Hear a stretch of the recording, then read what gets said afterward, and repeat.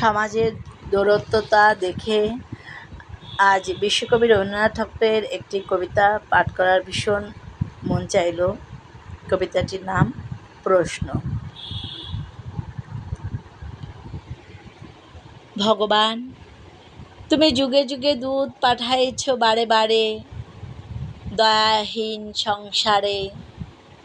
তারা বলে গেল ক্ষমা করো সবে, বলে গেল ভালোবাসো, অন্তর হতে বিদ্বেষ বিষ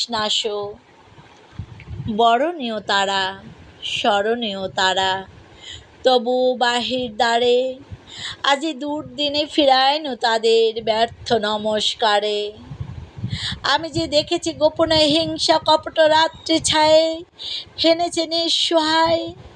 আমি যে দেখেছি প্রতিকারহীন শক্তের অপরাধে বিচারের বাণী নীরবে নিভৃতে কাঁদে।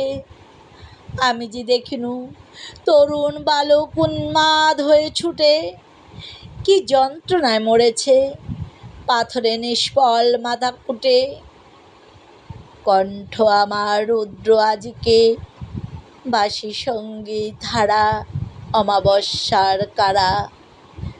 লুপ্ত করেছে আমার ভুবন দুঃস্বপনের তলে, তাই তো তোমায় সুধাই অশ্রু জলে।